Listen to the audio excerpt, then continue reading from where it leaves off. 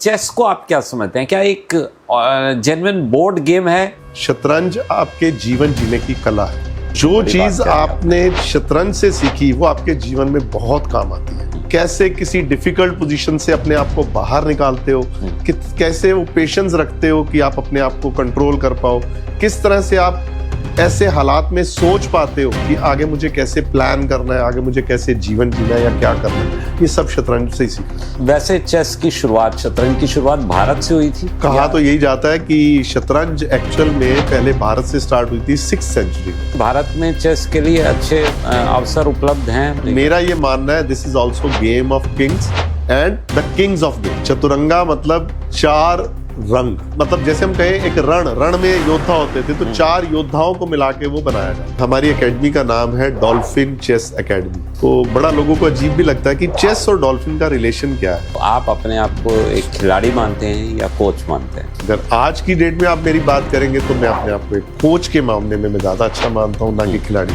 क्या कहना चाहेंगे, मतलब खिलाड़ी आप अच्छे नहीं? नहीं, आज मुझे अपनी इम्प्रूवमेंट से ज्यादा अपने स्टूडेंट्स की इम्प्रूवमेंट के बारे में ज्यादा फिक्र होती है। मेरा यंगेस्ट स्टूडेंट 3 साल 3 महीने का। अगर हम बात करें तो चेस के ज्यादातर प्लेयर्स का मैथ भी अच्छा होता है। यूजुअली आपका स्टूडेंट्स के साथ एक सामान्य दिन कैसा रहता है? बट सैटरडे संडे हम लोग एक स्पेशल सेशन रखते हैं अपनी एकेडमी पे। वहाँ पे बच्चे आते हैं और वो ऑफलाइन खेलते भी हैं और मेरे साथ मिलते जुलते भी। अगर हम क्रिकेट के साथ बात करें तो ये टेस्ट मैच है। चेस के अंदर भी 3 कैटेगरीज हैं। जैसे आप क्रिकेट की बात कर रहे हो, चेस में क्लासिकल, रैपिड और उसके बाद ब्लिट्स। चेस बच्चों की एकेडमिक ग्रो के लिए बहुत जरूरी है। अगर मुझे पुराने टाइम में जाने का मौका मिले तो मैं फिर से चेस प्लेयर बनना चाहता हूँ।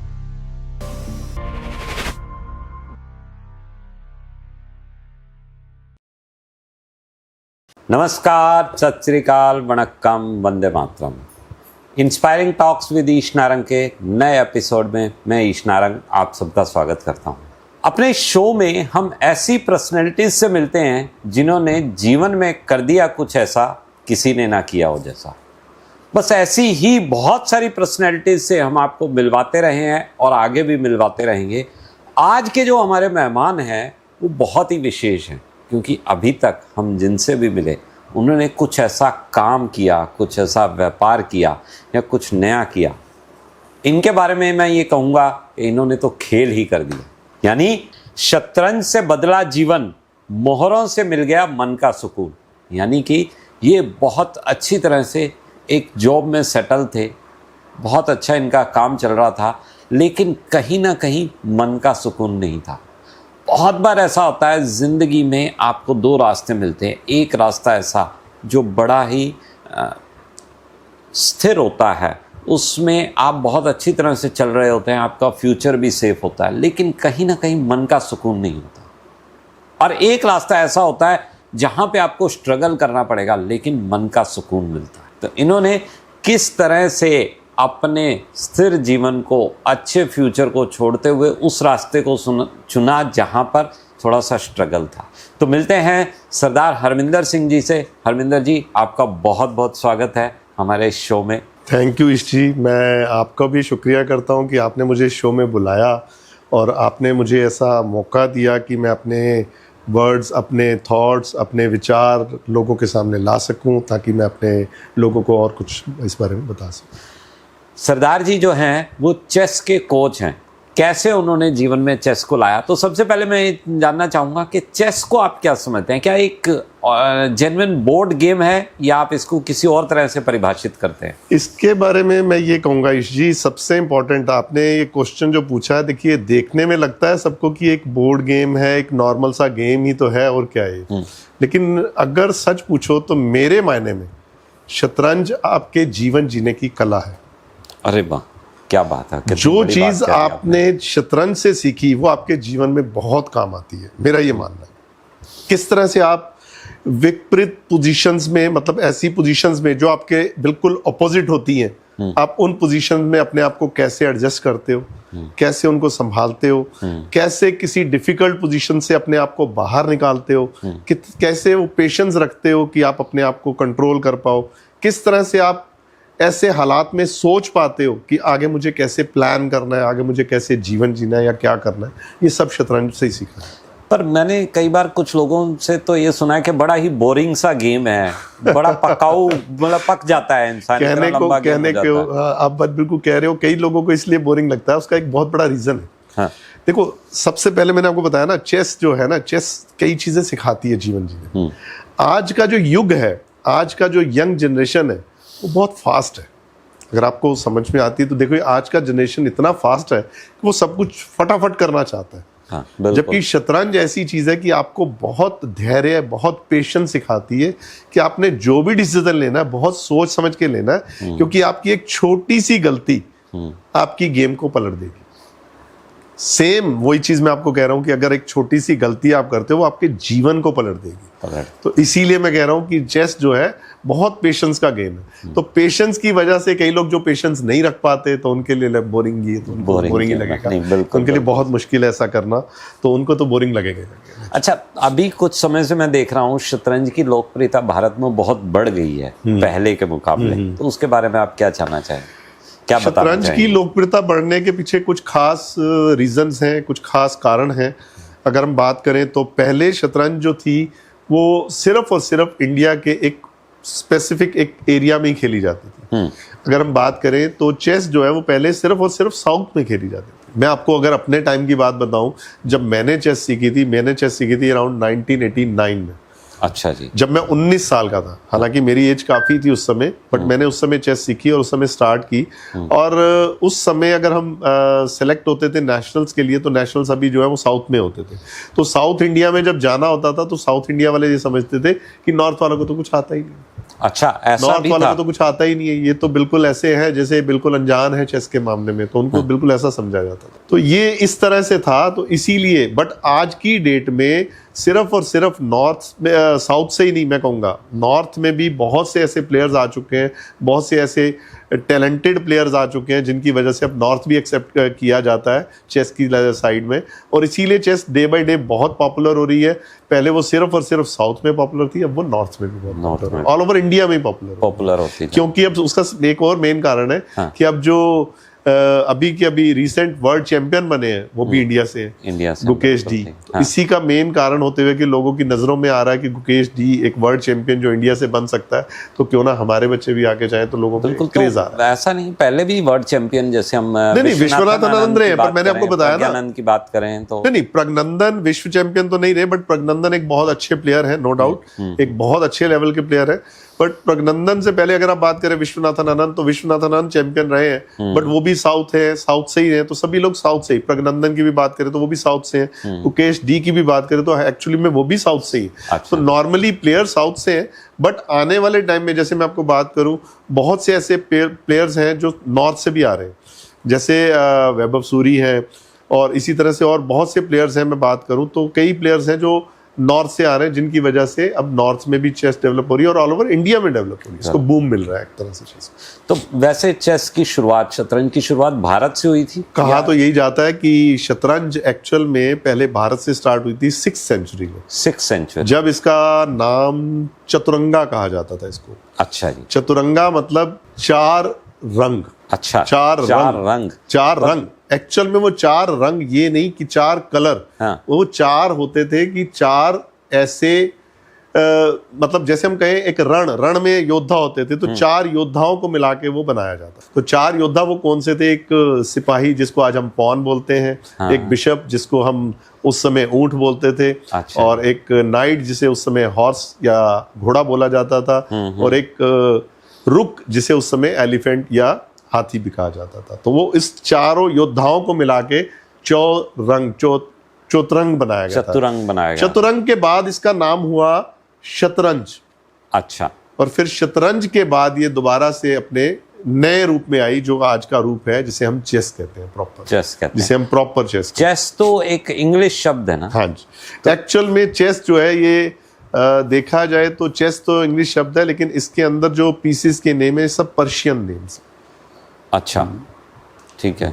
तो चेस वैसे इंग्लिश नेम है और चेस को ही आगे चेस के नाम से ही साथ प्रमोट किया जाता है।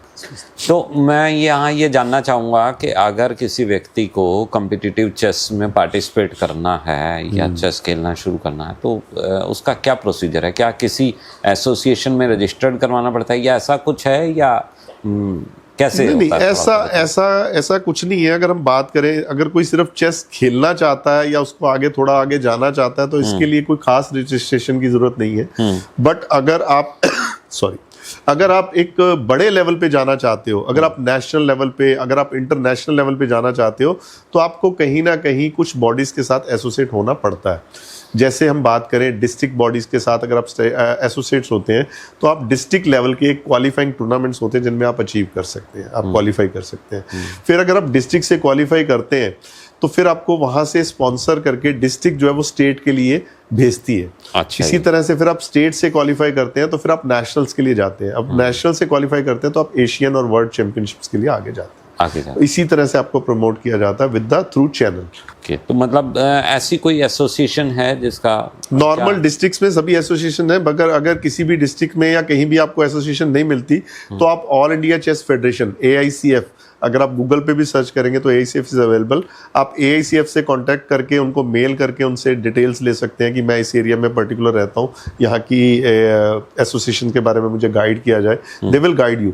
और अगर कहीं पे एसोसिएशन नहीं होती तो वो डायरेक्ट आपको AICF के साथ एफिलेट करने का चांस भी देते हैं। तो आप क्या कहते हैं, भारत में चेस के लिए अच्छे अवसर उपलब्ध हैं? मतलब इजीली कोई भी चेस के अंदर ग्रो कर सकता है? क्योंकि बहुत सारे ऐसे गेम हैं जिसमें हिंदुस्तान में जो है ना बहुत ज़्यादा चांसेस नहीं मिलती, अपॉर्चुनिटीज़ नहीं मिलती। चेस के बारे में अगर हम बात करें तो चेस गेम्स तो है, गेम तो है। अगर देखा जाए मेरी नज़रों में, अगर चेस की बात की जाए तो chess is not only the game of kings. कहा तो जाता है कि राजाओं की गेम है, किंग्स, गेम ऑफ किंग्स। हाँ, बिल्कुल। बट मेरा ये मानना है this is also game of Kings and the Kings of games. Kings of games, क्या बात। गेम्स का राजा भी यही है अगर देखा जाए तो। अगर गेम्स के राजे के हिसाब से अगर हम बात करें तो फिर गेम का राजा है तो इसको तो आगे आना ही चाहिए, क्यों नहीं आना चाहिए।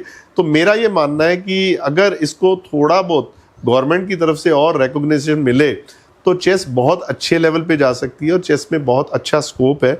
आज की डेट में भी अगर बात करें तो चेस के प्लेयर्स बहुत अच्छा अचीव कर रहे हैं, बहुत अच्छे लेवल्स पे जा रहे हैं। बट अगर कुछ और सपोर्ट गवर्नमेंट की तरफ से मिलती है, जैसे कुछ स्कॉलरशिप या कुछ और इम्प्रूवमेंट के लिए उनको, तो उसमें और प्लेयर्स को और बेनिफिट्स मिल सकते हैं।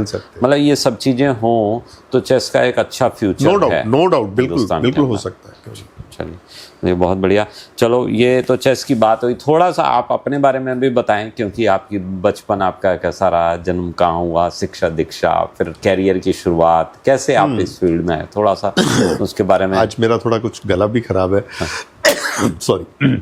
तो ऐसा हुआ कि अगर मैं बात करूं तो मेरा जन्म दिल्ली में ही हुआ। मैं बाय बर्थ दिल्ली से ही हूं और मैंने यहीं पे अपनी 12th तक की एजुकेशन यहीं पे की है।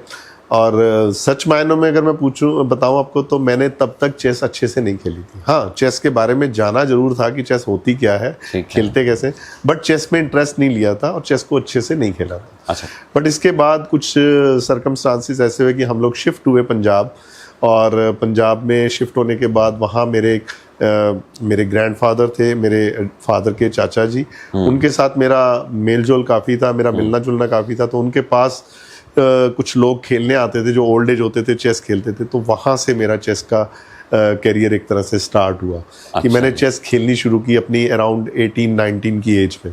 स्टार्ट मेरा 19 की एज के आसपास था और उसके बाद मैंने इसको अच्छे लेवल पे अपने, क्योंकि मुझे इंटरेस्ट बहुत आने लग गया चेस में उस समय, क्योंकि मेरा सच पूछे तो मेरा कैलकुलेशन और क्रिएटिविटी में शुरू से ही बहुत अच्छा मन था। अगर हम बात करें तो चेस के ज़्यादातर प्लेयर्स का मैथ भी अच्छा होता है। अच्छा। उसका रीज़न यही है कि उनकी कैलकुलेशंस बहुत अच्छी होती हैं, वो कैलकुलेट बड़ी जल्दी करते हैं। तो इस कैलकुलेशन की वजह से मेरा इंटरेस्ट बहुत बना और फिर मैंने उसको बहुत इंटरेस्ट से किया और करते करते धीरे धीरे मैं आगे एक टूर्नामेंट में गया जहाँ मुझे कुछ पोजीशन मिल पाई और फिर धीरे धीरे इस चीज़ को एक तरह से ऑटोमेटिकली कन्वर्ट होती गई, एक पैशन में कन्वर्ट होती गई, वो पैशन बनती गई कहीं ना कहीं। तो वो पैशन चलते चलते आगे बढ़ता गया। मैं कई बार बोलता हूँ पैशन ऑलवेज वर्क। चलिए, एनीवे, तो मैं अगर आपकी बात करूँ तो आप अपने आप को एक खिलाड़ी मानते हैं या कोच मानते हैं? अगर आज की डेट में आप मेरी बात करेंगे तो मैं अपने आप को एक परफेक्ट कोच के मामले में मैं ज़्यादा अच्छा मानता हूँ, ना कि खिलाड़ी के मामले में। क्या कहना चाहेंगे, मतलब खिलाड़ी आप अच्छे नहीं हैं? नहीं, खिलाड़ी किसी टाइम पे मैं जब खेलता था, हाँ। मैं अगर बात करूँ तो उस टाइम पे मैं काफ़ी अच्छा खेलता भी था और मेरा काफ़ी फोकस भी रहता था खेलने पे, क्योंकि उस समय मैं सिर्फ और सिर्फ अपनी गेम के बारे में सोचता था, अपनी इंप्रूवमेंट के बारे में सोचता था। आज मुझे अपनी इंप्रूवमेंट से ज़्यादा अपने स्टूडेंट्स की इंप्रूवमेंट के बारे में ज़्यादा फिक्र होती है। मेरी कोशिश होती है कि मेरे स्टूडेंट्स कहाँ पे अचीव कर रहे हैं, वो कहाँ लैक कर रहे हैं, मैं उनको गाइड कर पाऊँ। तो मेरी आज की डेट में मैं अपने आप को एज अ कोच ज़्यादा अच्छा मानता हूँ, और मैं कोच के रूप में ही आगे अच्छा अपने आप को जाना भी चाहता हूँ और आगे जाना चाहता हूँ। तो यूजुअली आपका स्टूडेंट्स के साथ एक सामान्य दिन कैसा रहता है, क्या शेड्यूल रहता है? ऑलमोस्ट मेरा वैसे तो अगर बात करें तो 3 बजे से 8 बजे तक मेरी रेगुलर ऑनलाइन क्लासेस होती हैं। अच्छा जी। और लेकिन हमारी अपनी एक एकेडमी है, हमारी एक ब्रांच है जहाँ पे कुछ ऑफलाइन क्लासेस भी होती हैं, तो कुछ लोग ऑफलाइन में भी मिलने आते हैं। बट सैटरडे संडे हम लोग एक स्पेशल सेशन रखते हैं अपनी एकेडमी पे, जो कि 11 बजे से 3 बजे तक होता है। वहाँ पे बच्चे आते हैं और वो ऑफलाइन खेलते भी हैं और मेरे साथ मिलते जुलते भी। इस तरह से वो पूरा शेड्यूल चलता है। तो शुरू में जब लोग शतरंज खेलना शुरू करते हैं तो किस तरह की गलतियां करते हैं? गलतियां अगर बात की जाए तो मैंने अभी जो एक बात आपको बताई थी कि पेशेंस बहुत जरूरी है, धैर्य बहुत जरूरी है। बिल्कुल। पेशेंस लोगों में बहुत कम होता है। सबकी कोशिश होती है कि क्यों ना जल्दी से जल्दी चेस को सीखा जाए। तो कहीं मेरा ये मानना है कि किसी भी चीज़ को करने के लिए आपको जल्दबाजी तो बिल्कुल ही नहीं करनी चाहिए। मैं कई बार बच्चों को जब मेरे पास कई बार बच्चे आते हैं, बहुत छोटी छोटी एज में भी बच्चे आते हैं, मैं कई बार उनको एग्जांपल्स देता हूँ कि आपने कभी साइकिल चलानी सीखी? तो वो कहते हैं जी हाँ जी सीखी। तो मैं उनको पूछता हूँ कि फर्स्ट डे आपने क्या फास्ट साइकिल चलाई थी या स्लो? सर स्लो ही चलाई थी, क्योंकि बैलेंस भी बनाना था, पैडल्स पे भी ध्यान रखना था, कहीं ना कहीं हैंडल को भी करना था, तो वो सारी चीज़ें आगे भी देखना था, ब्रेक भी लगानी पड़ सकती है। तो इन सब चीज़ों को देखते हुए कहीं ना कहीं उन सबको कॉमन क्लब करते हुए ध्यान रखना, तो स्लो ही चलना ज़रूरी था। तो यही मैं भी कहता हूँ कि सबसे पहला काम तो अगर किसी प्लेयर को अच्छा चेस प्लेयर बनना है तो मेरा ये मानना है कि उसको सबसे पहले तो स्लो गेम्स पे फोकस करना चाहिए। जबकि आने वाले जो आज की जनरेशन है उनका सबका फोकस फास्ट गेम पे ज़्यादा होता है। उनको स्लो खेलना पसंद ही नहीं है। उनको होता है जल्दी से जल्दी किसी तरह से जीत जाऊं बस, और जल्दी से जल्दी इस गेम को फिनिश कर दूं। That's it. मतलब अगर हम क्रिकेट के साथ बात करें तो ये टेस्ट मैच है, बिल्कुल। ये T20 नहीं है। चेस के अंदर भी 3 कैटेगरीज हैं, जैसे आप क्रिकेट की बात कर रहे हो। चेस के क्रिकेट के अंदर अगर टेस्ट मैच, वनडे मैच और T20 है, तो चेस में भी 3 कैटेगरीज है। चेस में क्लासिकल, रैपिड और उसके बाद ब्लिट्स, 3 कैटेगरीज है। अच्छा। और मेरा ये मानना है कि अगर किसी को चेस में बहुत अच्छे लेवल पे जाना है तो उसको क्लासिकल से बिल्कुल हटने की जरूरत नहीं है। उसको क्लासिकल पे ही फोकस करना चाहिए जब तक कि वो एक अच्छे बेसिक्स चेस के नहीं सीख लेता, क्योंकि बेसिक सीखे बिना आप चेस को अच्छे से अंडरस्टैंड नहीं कर सकते और आप उसको स्पीड में कन्वर्ट नहीं कर सकते। तो मतलब मैं ओवरऑल अगर बात करूं, मुझे ऐसा लगता है कि एक बढ़िया मानसिक मजबूती होनी चाहिए। हाँ, जो चेस का प्लेयर है मानसिक रूप से बड़ा मजबूत होना चाहिए। बिल्कुल। ठीक है, और पेशेंस तो चाहिए। बिल्कुल पेशेंस तो बहुत जरूरी है। पेशेंस तो चाहिए। चलो, अगर हम आपकी उपलब्धियों के बारे में बात करें और सबसे बड़ी उपलब्धि आप किसको मानते हैं? उपलब्धि देखो, अगर मैं बात करूं उपलब्धियां, तो मैं ये भी कह सकता हूं कि मैंने क्या क्या विन किया चेस में। लेकिन मेरा ये मानना है कि अगर मैं अपने आप को एक कोच मानता हूं तो मेरी सबसे बड़ी उपलब्धि वही है जब मेरा एक स्टूडेंट किसी भी पोजीशन को अचीव करता है, किसी भी एक लेवल पे पहुंचता है, तो वो मेरी सबसे बड़ी उपलब्धि मुझे लगती है। चाहे वो स्टूडेंट मुझसे किसी लेवल पे सीख के गया, चाहे वो उसने मुझसे स्टार्ट किया, कैसे किया, उसने एक बेस बनाया मुझसे ताकि वो आगे जाने वाले टाइम पे सही बेस बने होने की वजह से वो अच्छा कर पाया। नॉर्मली सबसे बड़ी बात है, अगर कोई बिल्डिंग भी कोई खड़ी करता है तो उसके लिए बेस, एक स्ट्रांग बेस होना बहुत जरूरी है। अगर आपका बेस स्ट्रांग नहीं है तो आप बिल्डिंग भी अच्छी नहीं खड़ी कर सकते। तो कहीं ना कहीं जब उन बच्चों का, मेरा सबसे बड़ा मेन, अगर मैं बात करूं तो मेरा सबसे बड़ा फोकस ही उन बच्चों पे रहता है जो बिल्कुल यंग है। मैं बात करूं तो मेरा यंगेस्ट स्टूडेंट 3 साल 3 महीने का। अरे, और अगर इतना छोटा बच्चा क्या चेस खेल पाता है? खेल पाता की बात यह है कि उसको इंटरेस्ट है। उसको इंटरेस्ट है तो हमारी कोशिश है कि उसको जैसे भी उसको सिखाया जाए, वो जितना सीखे हमारे लिए वही बहुत है। हमें ये जरूरी नहीं है कि उसको कभी हमें 2 ही दिन में या कहीं 2 महीने में या साल में हमें उसे कहीं लेके जाना है। हमारी कोशिश है कि वो जितना सीखता है, वो जितना अंडरस्टैंड करता है, हमारे लिए वो बहुत है। और इसी तरह से मैं आपको कह रहा हूँ कि 3.5 ईयर से स्टार्ट किया तो मेरा जो फोकस रहता है वो 4 साल से लेके 10 साल के बच्चों पे बहुत ज्यादा फोकस रहता है हमारा। उसका रीजन है कि हम उन बच्चों पे वो बेसिक्स उनको सिखाते हैं, उन पे वो उनकी बेस बनाते हैं, उनका वो ग्राउंड डेवलप करते हैं कि वो बच्चे आगे जाके बहुत अच्छे लेवल्स को अचीव कर पाते हैं।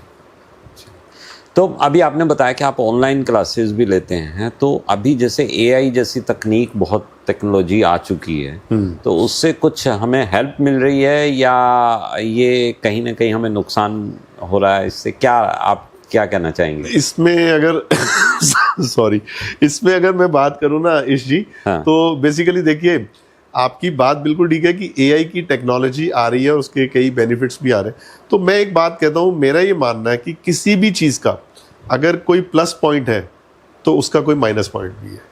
मैं अगर इसको अपनी चेस में ही कन्वर्ट करूं, मैंने आपको जैसे बताया कि मैं अपने लाइफ को चेस मानता हूं, तो चेस में अगर कन्वर्ट करूं तो इसी चीज के बारे में हम हमेशा बच्चों को सिखाते हैं कि जब कोई मूव किया जाता है चेस में, तो चेस का जो मूव होता है उसमें कुछ ना कुछ एडवांटेज होता है, उसका कुछ बेनिफिट होता है, बट उसी मूव का कुछ ना कुछ ड्रॉबैक भी होता है।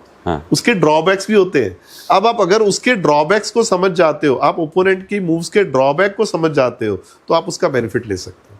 अगर आप अपनी मूव के एडवांटेज को समझते हो तो आप उसका बेनिफिट ले सकते हो। तो एआई नो डाउट एक अच्छी चीज है, बट अगर एआई को सही तरीके से यूज किया जाए तो अच्छी चीज है। मैं आपको एक छोटा सा और एग्जांपल देता हूँ। एक बच्चा जो मैथ्स अच्छे से करता है, मैं अपने बारे में बताता हूँ कि मैंने भी मैथ्स बहुत अच्छे से किया, बट मैंने एक टाइम पे आके कैलकुलेटर की हेल्प ली। जब मैंने कैलकुलेटर की हेल्प ली, मैंने ये फील किया कि मेरी जो खुद की कैलकुलेशन थी वो डंप होनी शुरू हो गई। क्योंकि जब भी आप कैलकुलेटर की हेल्प लेते हो, जब भी आप किसी मशीन की हेल्प लेते हो, तो आपका खुद का ब्रेन वहां पे काम करना बंद कर देता है, या उसको आदत पड़ जाती है कि वो क्यों ना सीधा सीधा आंसर ले मशीन से और आगे चले।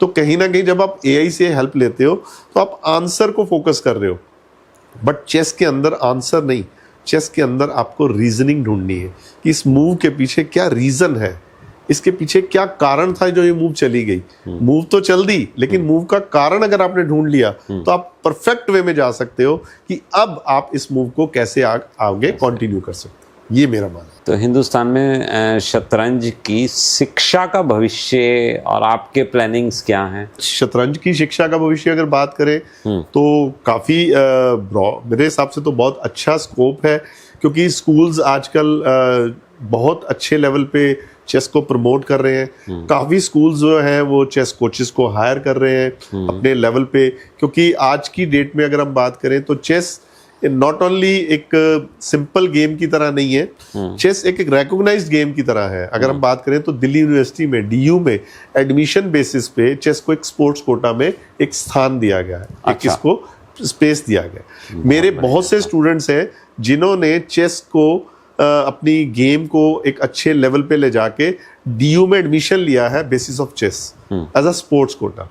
मेरे बहुत से स्टूडेंट्स हैं। अच्छा, मेरा ये मानना मतलब है चेस को है स्पोर्ट कोटा में, चेस के थ्रू हम नॉट ओनली डीयू में एडमिशन के लिए चेस स्पोर्ट्स कोटा है, इवन की मैं बात करूं तो कई डिपार्टमेंट्स में रिकॉग्नाइज्ड है चेस एक स्पोर्ट्स के लिए। रेलवे में इसके लिए बहुत अच्छे स्कोप्स हैं।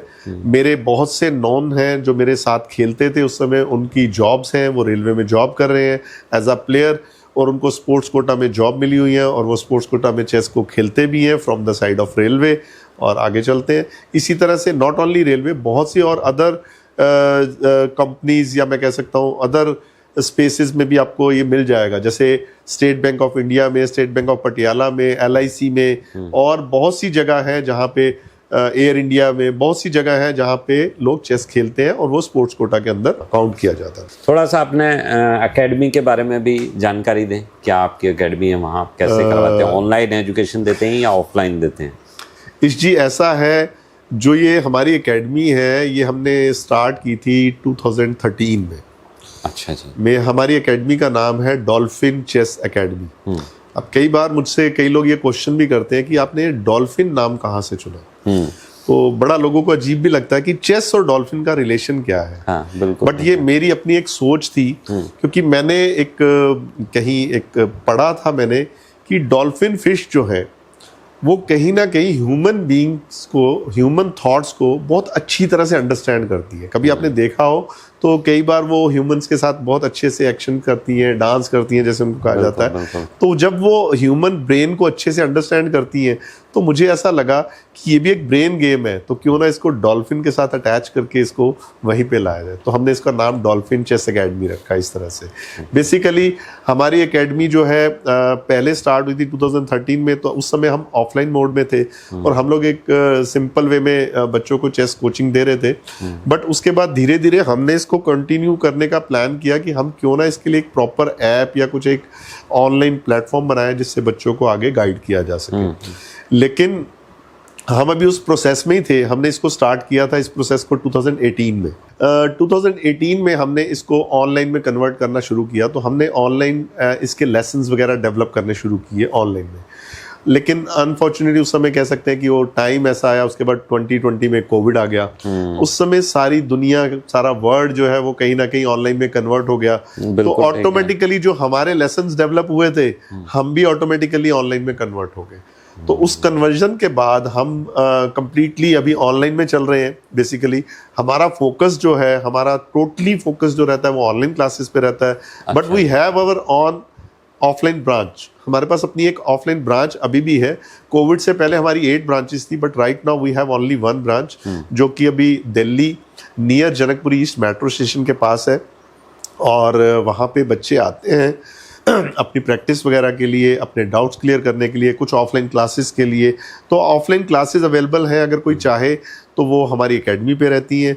अदरवाइज हमारे पास ऑनलाइन क्लासेस रहती हैं। ऑनलाइन क्लासेस में हमारे पास 13 कोचेज हैं। अगर कुछ लोग रिकमेंड करते हैं जो कर पाते हैं, फेयर कर पाते हैं, तो वो कहते हैं कि सिंपल हमें होम क्लासेस चाहिए, तो हमारे पास होम क्लासेस का भी ऑप्शन है। हमारे कोचेज होम क्लासेस के लिए भी जाते हैं, बट वो सिर्फ ओनली रेयर चांसेस होता है कि जहाँ लोगों को रिक्वायरमेंट है सिर्फ होम क्लासेस की, तो वहाँ पे जाते हैं। तो ऑनलाइन क्लासेस के थ्रू तो आप दिल्ली से बाहर भी, हम तो ऑल ओवर वर्ल्ड हमारी क्लासेस हैं। We are giving classes right now.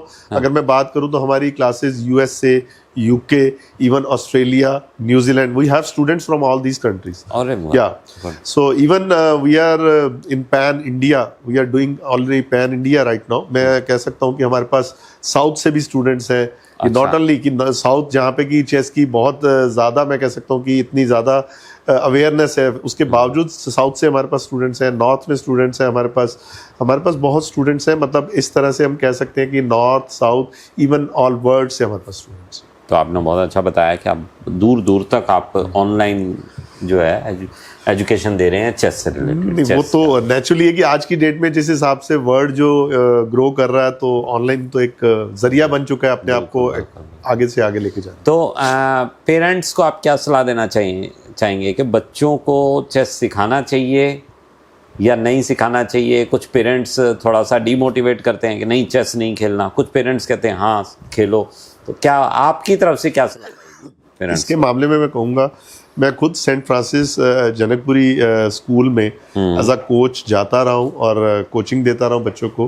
और वहाँ के प्रिंसिपल जो हैं उनका भी ये मानना है, जो मेरा अपना मानना है, कि चेस बच्चों की एकेडमिक ग्रो के लिए बहुत ज़रूरी है।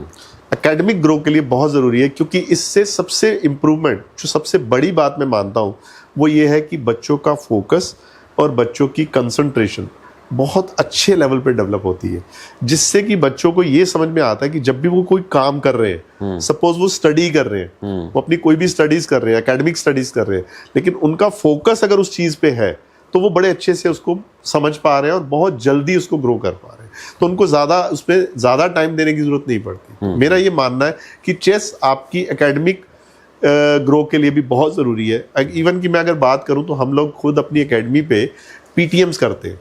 ओके। जैसे कि नॉर्मल एकेडमीज में कहीं आपको नहीं मिलेगा। हमारी एकेडमी पे स्पेशल पीटीएम की जाती है। एटलीस्ट हमारी कोशिश होती है twice in a year, but minimum once in a year हम जरूर करते हैं। कभी हमारी अगर मान लेते हैं मिस भी होती है, बट हम वंस इन ईयर जरूर करते हैं। तो उसमें हमारी कोशिश होती है कि पेरेंट्स के साथ प्रॉपर इंटरेक्ट किया जाए और पता किया जाए कि पेरेंट्स को क्या क्या प्रॉब्लम्स आ रही हैं, या कैसे उनको, या पेरेंट्स जो है वो अपने थॉट्स एक्सप्रेस करें कि हाँ जी उनके बच्चों ने क्या क्या अचीव किया क्या। तो उसमें मैं मानता हूं कि हमारे मैक्सिमम पेरेंट्स जो हैं वो ये बताते हैं कि चेस की वजह से हमारे बच्चों का एकेडमिक लेवल जो है वो काफी इंप्रूव हुआ है। मैं आपको एक और एग्जांपल दे सकता हूं। मेरा खुद का बेटा जिसका नाम गुरसिमरन सिंह है, वो चेस कोच भी है, बट उसने जब साइंस में अपनी 12th की है तो उसने चेस में 11th तक वो अपनी चेस खेलता रहा, बट 12th में उसने कहा कि अब मैं चेस नहीं खेलूंगा, मुझे अपना पूरा फोकस अपनी एकेडमिक पे करना। तो 95% मार्क्स से उसने अपनी साइंस स्ट्रीम को अचीव किया उसने, और स्कूल में टॉपर रहा, वो अपने स्कूल में टॉपर रहा अपने पूरे स्कूल में, और टॉपर रह के उसने अपनी साइंस स्ट्रीम में 95% मार्क। तो आपने जैसे बताया आपके पास सबसे छोटा स्टूडेंट जो है वो 3 साल 3 महीने का है। तो मेरा अगला क्वेश्चन ये था कि इसकी सही उम्र क्या है, पर ये क्वेश्चन आपने पहले ही खत्म कर दिया। तो चलो हम दूसरी तरफ देखते हैं कि कितनी बड़ी उम्र तक चेस को सीखा जा सकता है, या इसकी कोई लिमिट है कि नहीं अब 20-25 साल का है इसको नहीं चेस सिखाना चाहिए, इसको नहीं ये क्वेश्चन आपने पूछ लिया। हाँ। तो अब मैं बता रहा हूँ, अदरवाइज शायद ये चीज सामने भी नहीं आती। हाँ। कि आपने ये तो पूछ लिया था कि बच्चा कोई किस एज से स्टार्ट करे, या मैंने बता दिया था कि हमारा यंगेस्ट स्टूडेंट जो है 3 and 3 months का है। हाँ। बट मैं आपको ये मैं भी नहीं बता पाया कि मेरा जो एल्डर स्टूडेंट है हाँ। वो 79 ईयर्स का है। अरे जो चेस सीख रहे हैं, वो रिटायर हो चुके हैं। हाँ। और वो चाहते हैं कि मुझे चेस सीखनी है। मैंने आपको बताया चेस सिर्फ और सिर्फ खेलने के लिए नहीं, चेस आपको बहुत सी चीजें देती है। चेस आपको पेशेंस बहुत देती है, चेस आपको रिलैक्सेशन बहुत देती है। मेरे पास 2 स्टूडेंट्स ऐसे हैं, मैं नाम नहीं ले सकता, बट मैं 2 स्टूडेंट ऐसे हैं जिनको मेंटली स्ट्रेस रहता था। उनको डॉक्टर्स ने रिकमेंड किया कि आपको चेस खेलनी है और आपका मेंटल स्ट्रेस ठीक हो जाएगा। उन्होंने चेस खेली और वाकई में उन्होंने खुद कहा कि सर हमारा मेंटल स्ट्रेस ठीक हो गया बिल्कुल इसकी वजह से, क्योंकि चेस हमें एक साइड से बिल्कुल कट कर देती है कि वो थॉट्स जो हमारे नेगेटिव थॉट्स माइंड में आते थे, जो चीजें आती थी वो बिल्कुल नहीं आ रही, और हम बिल्कुल आराम से रिलैक्स रह रहे हैं स्ट्रेस से। ये तो आपने बहुत अच्छा बताया कि 79 की एज में चेस सीख रहे हैं, तो फिर तो मैं भी सोच सकता हूँ। मेरे तो अभी 79 में बहुत सारे दशक बाकी हैं। बिल्कुल बिल्कुल बिल्कुल सीख सकते। चलिए बहुत बढ़िया। तो आपके लिए व्यक्तिगत रूप से चेस का क्या इम्पोर्टेंस है? सर चेस का इम्पोर्टेंस मेरे मानने में, मैंने आपको बताया जैसे एकेडमिक में बहुत बेनिफिट देता है, और मेरे मायने में चेस, मैंने आपको सबसे पहले बताया कि चेस लाइफ के लिए आपको जीवन जीने की एक कला सिखाती है, सच में एक कला सिखाती है। और कहीं ना कहीं चेस गेम के साथ साथ आपको गेम में तो एक एक्सेल मिलता ही है, आप गेम में तो आगे बढ़ते ही हो, साथ के साथ आपको जीवन में भी बहुत सी ऐसी चीजें सिखाती है जहां पे आप कई बार कई जगह पे डिसीजन लेने में कहीं चूक कर सकते हो, कहीं डिसीजन लेने में आप घबरा सकते हो, बट ये चेस जो है वो आपको रोक के रखेगी। मैं आपको एक और बहुत बड़ी एग्जांपल देता हूं, जहां तक आज तक मैंने नोटिस किया है, मेरे नोटिस में, अपने नोटिस की बात बता रहा हूं, आज तक मैंने किसी चेस प्लेयर को सुसाइड करते हुए नहीं देखा। अच्छा, ये तो आप, ये सबसे इंपॉर्टेंट चीज जो मैं आपको बता रहा हूं। सीरियसली, अदरवाइज सुसाइड के केसेस आपको बहुत मिल जाएंगे, बट मैंने नहीं देखा अभी तक कोई ऐसा केस जिसमें कोई चेस प्लेयर रहा हो, अच्छा चेस प्लेयर रहा हो। देखो किसी ने अगर शौक के तौर पे थोड़ी बहुत खेली तो मैं नहीं कह सकता, बट अगर वो अच्छा चेस प्लेयर रहा और उसने सुसाइड की हो, मैंने कोई ऐसा प्लेयर नहीं। अरे नहीं, ये तो बहुत बहुत बड़ी बात आपने कही, सीरियसली। चलिए, मेरे कुछ कार्यक्रम के परमानेंट सेगमेंट है, उससे पहले मैं आपसे ये पूछना चाहूंगा, आप कोई ऐसी बात चेस से रिलेटेड आप एड ऑन करना चाहो?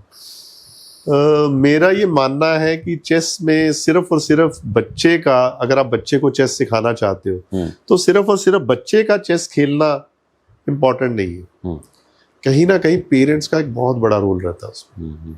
मेरा ये मानना है। अच्छा। पेरेंट्स का रोल इस तरह से रहता है कि देखो, जैसा सबसे इम्पोर्टेंट बात है कि आज की डेट में पेशेंस की बहुत कमी है, तो कहीं ना कहीं पेशेंस की कमी, शायद कुछ पेरेंट्स को बुरा भी लग जाए कि पेरेंट्स में भी पेशेंस की बहुत कमी है। पेरेंट्स को ऐसा लगता है कि मेरा बच्चा आज चेस सीखने के लिए स्टार्ट हुआ और वो जल्दी से जल्दी 6 महीने में, साल में एक अच्छा चैंपियन बन जाए और वो बाकी सबको बीट कर दे। मेरे साथ कई बार अपने प्लेयर्स के साथ, अपने स्टूडेंट्स के साथ ये डिस्कशन होती है। अभी रिसेंटली हमने एक टूर्नामेंट किया था जिसमें मेरा एक स्टूडेंट है आशमन गुप्ता, वो बहुत टैलेंटेड है, वो कैंडिडेट मास्टर है और हमारी एकेडमी का टॉप रेटेड प्लेयर है वो।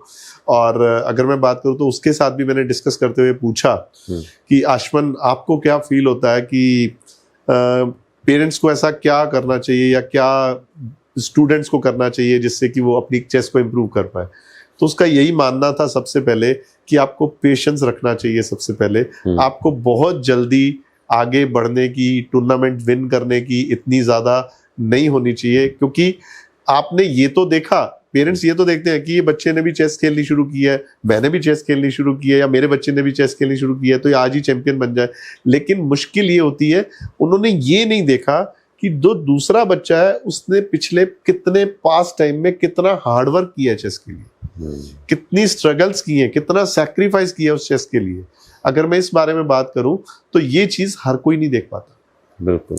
कई प्लेयर्स हैं चेस में ऐसे, मैं बहुत से ऐसे प्लेयर्स को जानता हूं जिन्होंने अपनी एकेडमिक क्वालिफिकेशन को साइड बाय कर दिया फॉर द चेस। अच्छा। लेकिन कुछ प्लेयर्स ऐसे भी हैं जिन्होंने उसको साइड बाय नहीं किया, उन्होंने साथ में रखा। लेकिन ये भी मैं मानता हूं कि उनकी ग्रोथ उन प्लेयर्स के मामले में थोड़ी सी डिफरेंट रही है, ऐसी बात भी नहीं है, क्योंकि आपका एक सिंपल, एक पूरा कंप्लीट फोकस जो है वो चेस पे है, तो आप अलग से जा रहे हो। जैसे हम बात करें तो गुकेश डी जो वर्ल्ड चैंपियन बने, तो उनका भी ज्यादा फोकस एकेडमिक पे नहीं था, उनका भी ज्यादा फोकस जो था वो चेस पे था। तो वर्ल्ड चैंपियन बनना इतना इजी नहीं था, तो उनका भी पूरा फोकस जो था एकेडमिक को साइड बाय करके चेस पे था। इवन कि उनके फादर ने भी, जहां तक मैंने सुना है या मैंने देखा है, जो भी उनके फादर ने भी अपनी जॉब से क्विट किया उन्होंने, उनके फादर भी डॉक्टर हैं, उन्होंने स्पेशली गुकेश डी के लिए, चेस के लिए उन्होंने अपनी जॉब को साइड बाय किया और उन्होंने उनको कहा कि मैं आपके साथ हूँ चेस। ये बहुत बड़ा एग्जांपल है ये भी।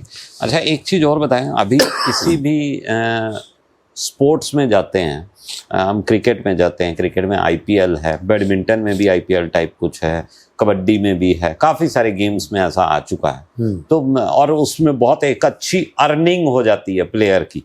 तो क्या चेस में ऐसा कुछ है? मैंने आपको बताया, जैसे चेस में अभी तक अगर बहुत बड़े लेवल की बात की जाए तो वर्ल्ड चैंपियनशिप में आपको मिलता है देखने को। लेकिन अगर हम छोटे लेवल की बात करें तो ऐसे बहुत से प्लेयर्स हैं जो छोटे लेवल के अच्छे टूर्नामेंट्स में प्राइजेस विन करते हैं। मेरे बहुत से स्टूडेंट्स हैं जो 1 लाख रुपीज से ज्यादा के प्राइजेस विन कर चुके हैं इन सिंगल टूर्नामेंट। अच्छा। मतलब एक ही टूर्नामेंट में चैंपियन बन के उन्होंने 1 लाख रुपए से ज्यादा का इनाम जीता। किसी ने 1 लाख का, किसी ने 1,10,000 का, इसी तरह से किसी ने 1,35,000 का, अलग अलग इनाम विन किए मेरे स्टूडेंट्स।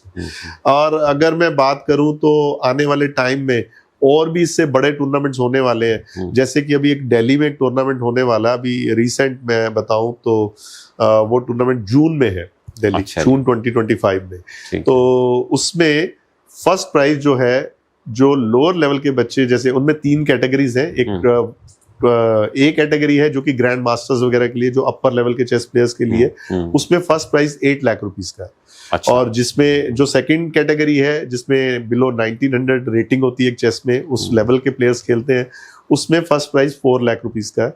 और एक और कैटेगरी है, सी कैटेगरी, जिसमें बिलो 1700 रेटेड प्लेयर है। अगर मैं बात करूं तो मेरे ऐसे बहुत से स्टूडेंट्स हैं जो 1700 की रेटिंग को क्रॉस कर चुके हैं, जो 2000 के आसपास पहुंच चुके हैं। और बहुत से ऐसे स्टूडेंट्स हैं जिनकी रेटिंग 1700 से कम है, बट उनका गेम लेवल 1700 से बहुत ज्यादा है। तो उनके लिए वो बहुत अच्छा स्कोप है, क्योंकि वहां 1700 रेटिंग में भी एक 4 लाख रुपीस का फर्स्ट प्राइज है। नॉट ओनली 4 लाख रुपीस का फर्स्ट प्राइज है, even second prize 3 lakh, then 2 lakh, then 1.5, then 1 lakh. तो बहुत सारे प्राइजेस हैं। टोटल 1,20,00,000 रुपीस के प्राइजेस हैं उस टूर्नामेंट।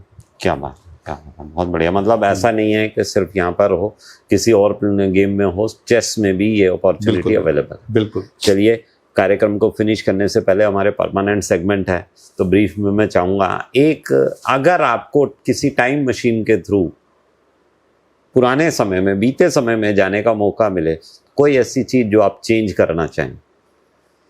जी, ये तो आपने बड़ा दुविधा वाला क्वेश्चन डाल दिया, बहुत बहुत मुश्किल वाला क्वेश्चन डाल दिया आपने। ऐसा अगर मैं याद करूं तो बहुत मुश्किल है मेरे लिए, बट मुझे थोड़ा सा 2 मिनट का टाइम दीजिए, मैं कुछ सोचता हूँ कि ऐसा क्या मैं कह सकता हूँ। तो अगर मुझे पुराने टाइम में जाने का मौका मिले तो मैं फिर से चेस प्लेयर बनना चाहता हूँ। अरे वाह, मैं क्या चेस कोचिंग छोड़ के एक बार चेस प्लेयर दोबारा बनना बनना। मैं चाहता हूँ कि मैं उसी लेवल से दोबारा से चेस शुरू करूँ और मैं ग्रैंड मास्टर लेवल तक पहुंचूं। तो मुझे मेरी लगता है कोशिश ऐसा ये तो अब भी आप कर सकते नहीं कर सकता हूँ, लेकिन अगर मैं आज की डेट में अपने आप पे फोकस करता हूँ तो फिर मैं चेस कोचिंग पे फोकस नहीं कर कोचिंग सकता। पे फोकस है। कोचिंग करनी है अगर आपको, अगर कोई भी एक अच्छा कोच, देखो एक सिंपल सी बात है, नॉट कोई अच्छा कोच जरूरी नहीं है कि अच्छा चेस प्लेयर होगा, लेकिन जरूरी नहीं है कि अच्छा चेस प्लेयर अच्छा कोच भी होगा, ये भी नहीं है। तो दोनों के लिए अलग अलग क्वालिटीज है। चेस कोच बनना एक अलग क्वालिटी है और चेस प्लेयर बनना एक अलग क्वालिटी है। अब मैं दोनों को अगर सिमिलर लेके चलूंगा तो मैं दोनों में प्रॉपर अचीव नहीं कर पाऊंगा, एक प्रॉपर टारगेट अचीव नहीं कर पाऊंगा, मेरा तो ये मानना है। चलिए, सीरियस बातें बहुत हो गई, तो funny moment of the life कुछ शेयर करना चाहें? Funny moment of the life, sir एक बड़ी इंटरेस्टिंग बात है, बड़ी अजीब भी लगेगी आपको। मैंने चेस खेलनी शुरू की जब मैंने आपको बताया 89 में, वो है चेस से रिलेटेड। सबसे बड़ी बात है कि है फनी और चेस से रिलेटेड है। बहुत बढ़िया, बहुत बढ़िया। तो मैंने खेलनी शुरू की, तो उस समय मैंने चेस खेलनी शुरू की अपने ग्रैंडफादर के यहाँ पे, और उनके साथ कुछ फ्रेंड्स आते थे तो वहाँ चेस खेलनी शुरू की। लेकिन मुझे चेस के बारे में ज्यादा डीप नॉलेज नहीं थी, क्योंकि उस समय इतनी कोई बुक्स या कुछ ऐसी कोई चीजें मुझे नहीं मिली कि मार्केट में। एक दिन मैं एक बुक फेयर में चला गया और वहां मुझे एक बुक दिख गई चेस से रिलेटेड, जिसके अंदर बहुत सारी चेस की पिक्चर्स बनी हुई थी। अब मुझे चेस खेलनी तो आती थी, बट उन पिक्चर्स वगैरह के बारे में कुछ पता नहीं था। बट मैंने कहा यार पिक्चर्स बनी है तो किताब तो बड़ी अच्छी होगी, तो चलो ले ही लेते हैं। तो मैंने वो 100 रुपीज की किताब, वो उस समय 100 रुपीज की मिली मुझे, वो 1989 की बात है। 100 रुपीज की मैंने वो बुक ली। उस चेस की बुक का नाम है domination of and games 2545 end game. उसमें 2545 एंड गेम्स हैं। और बड़ी इंटरेस्टिंग बात रही कि वो बुक मैं ले तो आया, मुझे पढ़नी नहीं आती थी किसी और उसके अंदर। नहीं लैंग्वेज उसमें सेम थी, बट उसकी चेस की एक लैंग्वेज होती है, एक चेस की प्रॉपर लैंग्वेज होती है कि चेस को कैसे लिखा जाता है, उस चेस के मोरों को कैसे लिखा जाता है, E4 D4 night F3 night C6। तो इस तरह से वो चेस की लैंग्वेज थी, बट वो मुझे आती नहीं थी पढ़नी। मैं उसके बारे में जानता ही नहीं था कि चेस को कैसे लिखते हैं या क्या करते हैं। तो मेरे लिए वो काला अक्षर भैंस बराबर था। बट मैंने उसको लाके किताब को रख दिया घर पे, और मैंने उसको रख दिया और मैं बैठा रहा कुछ साल तक। मैं 2-3 साल तक उस किताब को रख के बैठा रहा। बस उसके अंदर पिक्चर्स इतनी बनी हुई थी कि मुझे देख के बड़ा अच्छा लगता कि चेस की बुक है ये। तो खैर वो चलता रहा। और फिर मेरे एक जानकार जो मेरे ग्रैंडफादर के घर पे आते थे, उन्होंने कहा कि आप यार कोई चेस की बुक स्टडी करो। मैंने कहा जी चेस की बुक स्टडी कैसे करते हैं, मुझे ये तो बताओ, पढ़ते कैसे हैं चेस को। तो फिर उन्होंने मुझे सिखाया कि चेस की एग्जैक्टली 2 लैंग्वेजेस हैं। एक पुरानी लैंग्वेज है जिसमें K4 इस तरह से करके लिखा जाता था, और जो लेटेस्ट लैंग्वेज है वो शॉर्ट लैंग्वेज है, उसमें E4 D4 करके लिखा जाता है। और वो जो बुक थी वो नई लैंग्वेज में थी, न्यू लैंग्वेज में। तो उन्होंने मुझे दोनों लैंग्वेजेस सिखाई, मैंने सीखी। और वो बुक लेने के कम से कम मैं बात करूं तो 4 से 5 साल के बाद मैंने उस बुक को पढ़ना शुरू किया। 4 से 5 साल तक वो बुक मेरे ऐसे ही ड्रॉर में पड़ी रही। मैं उसको देख कर ही बस खुश होता था कि ये मेरी बुक है, चेस की बुक है, मेरे पास एक चेस की बुक है, बस यही चला। और आज तक मैं उस बुक को कंप्लीट नहीं कर पाया। अच्छा। और मेरा कोई स्टूडेंट भी उस बुक को कंप्लीट नहीं कर पाया। मैं इतनी हार्ड बुक मानता हूं उसको, मेरे स्टूडेंट्स का भी यही मानना है कि वो बुक रियल में एक हार्ड बुक है। और मैं अपने आप को बहुत खुश नसीब भी समझता हूँ कि मेरी फर्स्ट बुक वही थी। वो इतनी अच्छी बुक है कि मैं आज भी कई लोगों को वो बुक दे चुका हूँ एज एन एग्जाम्पल, लेकिन वो बुक कोई भी स्टूडेंट मेरा कंप्लीट नहीं कर पाया। उस बुक को मेरा ये मानना है कि जो भी स्टूडेंट उस बुक को अचीव कर लेगा, उसको कंप्लीट कर लेगा, तो मेरा ये मानना है उसकी फिडे रेटिंग 2300 से अबव होनी चाहिए। अच्छा। जो कि हमारे लेवल में आज की डेट में एक अच्छा लेवल माना जाता है चेस में। जैसा कि मैं बात करूं कि मेरा जो टैलेंटेड स्टूडेंट है जिसकी मैंने बात की, आशुमन गुप्ता, उसकी भी टॉप रेटिंग जो है 2235 है। उसने भी अभी 2300 को क्रॉस नहीं किया। तो मतलब वो भी उस बुक को कंप्लीट नहीं कर पाया। ये मैं आपको एग्जांपल बता रहा हूँ, यही मैं कहना चाहूँ। अरे चलिए बहुत बहुत धन्यवाद सरदार हरविंदर सिंह जी, आपका यहाँ आने का। आपने अपने कीमती समय में, इवन आपका शायद आज भी छुट्टी नहीं होगी, आपकी कोचिंग एकेडमी? कोचिंग तो आज भी थी, ऐसी कोई बात नहीं है, बट मैं अपने आप को भी सौभाग्यवान समझता हूँ। मेरा भी ये सौभाग्य है, मैं कहता हूँ कि मेरी भी खुश नसीबी है कि आपने मुझे बुलाया, आपने मुझे ऐसा मौका दिया, एक प्लेटफॉर्म दिया जहाँ पे मैं अपने थॉट्स एक्सप्रेस कर पाऊँ, लोगों को बता पाऊँ कि लोगों को क्या करना चाहिए। और मेरा ये मानना है, मैं जाते जाते आपको एक छोटी सी बात और कहना चाहूंगा कि पेरेंट्स जो हैं, मेरा ये मानना है कि पेरेंट्स को अपने बच्चों को चेस के लिए अगर वो एनकरेज करते हैं तो उसको उन्हें कॉम्पिटिटिव एटमॉस्फेयर में नहीं लेके जाना चाहिए। कोशिश करनी चाहिए कि बच्चों को एनकरेज ज्यादा करना चाहिए। मैं एक छोटी सी बात कहना चाहता हूँ, नॉट ओनली फॉर चेस, मैं चेस के साथ साथ एकेडमिक भी बात करता हूँ कि एक बच्चा किसी दिन फेल होके आता है, बच्चा चेस में किसी दिन टूर्नामेंट में हार के आता है, वो एकेडमिक में फेल होके आता है, तो पेरेंट्स का क्या रिएक्शन रहता है? मैं आपसे पूछता हूँ। नहीं, सीरियसली पेरेंट्स को बहुत बुरा लगता है। बुरा लगने के साथ साथ वो बच्चे को डांटते भी हैं, करते मारना। अब मैं आपको एक छोटी सी और बात कहूंगा। मेरा ये मानना है कि जब वो बच्चा हार के आ रहा है या वो बच्चा फेल होके आ रहा है, अगर उस बच्चे ने पूरे साल मेहनत नहीं की तो वो बच्चा कसूरवार है, तो आप उसको कह सकते हो। लेकिन अगर उस बच्चे ने मेहनत की, उसने सब कुछ किया और फिर भी उसको ये रिजल्ट मिले, तो सबसे पहले आपको उसको गले लगाना चाहिए और आपको उसको मोटिवेट करना चाहिए, बेटा कोई बात नहीं, नेक्स्ट टाइम आप और अच्छा करके दिखाओगे। मेरा ये मानना है कि आप कर सकते हो, इस बार हो सकता है किसी वजह से आप नहीं कर पाए, लेकिन नेक्स्ट टाइम आप जरूर करके दिखाओगे, तो बच्चा जरूर करके दिखाएगा, मेरा ये मानना है। तो मैं ये पेरेंट्स से कहना चाहूंगा कि पेरेंट्स ऐसे मौके पे बच्चों को और मोटिवेट करें, ना कि उनको और डीमोटिवेट करें या उनको बोल दें आपकी चेस छुड़वा देंगे, कल से मैं तेरा स्कूल बंद करवा दूंगा या स्कूल बंद करवा दूंगी। तो ऐसा नहीं होना चाहिए, बल्कि बच्चों को मोटिवेट करना चाहिए कि आप थोड़ा सा और कोशिश करो, आप बहुत अच्छे लेवल पे जा सकते हो, हम आपके साथ हैं। आपको अगर कोई प्रॉब्लम आ रही है, अगर आपको कोई दिक्कत आ रही है, तो आप हमें बताओ, हम उसका सोल्यूशन ढूंढेंगे ताकि आपकी और प्रोग्रेस हो। तो ये तो मैं समझता हूँ पेरेंट्स के लिए एक बहुत बढ़िया आपने मैसेज दिया है, और ये बहुत जरूरी भी है आज के जीवन में, क्योंकि एक नंबर गेम बन चुका है। बिल्कुल। और स्टूडेंट्स को उस नंबर गेम में डालते जा रहे हैं, पेरेंट्स ही डालते जा रहे हैं, टीचर्स की बात तो बाद की है, पेरेंट्स ही उसमें डालते जा रहे हैं। चलिए, बहुत बढ़िया लगा आपसे बातचीत करके। थैंक यू चेस के बारे में बहुत बढ़िया जानकारी दिया। बहुत बढ़िया, मुझे भी बहुत अच्छा लगा आपके आके। Thank you. तो दर्शकों, बहुत बढ़िया रहा सरदार हरविंदर सिंह जी से बात करके, और इन्होंने किस तरह से पेशेंस के बारे में बताया, चेस और पेशेंस का क्या रिलेशन है, और कैसे अपने पैशन को फॉलो करते हुए इन्होंने एक अच्छे जीवन को छोड़ के, अच्छी जॉब को छोड़ के अपने पैशन को फॉलो किया और चेस कोचिंग का काम शुरू किया। आज बहुत से लोगों को ये चेस सिखा रहे हैं और इनकी एकेडमी से बहुत से चैंपियन निकल चुके हैं, आने वाले समय में भी और चैंपियन बनने वाले हैं। तो आज के एपिसोड को हम यहीं तक रखते हैं। थैंक यू, धन्यवाद, शुक्रिया। जल्द मिलेंगे एक नए मेहमान के साथ। Inspiring talks with Ish Narang.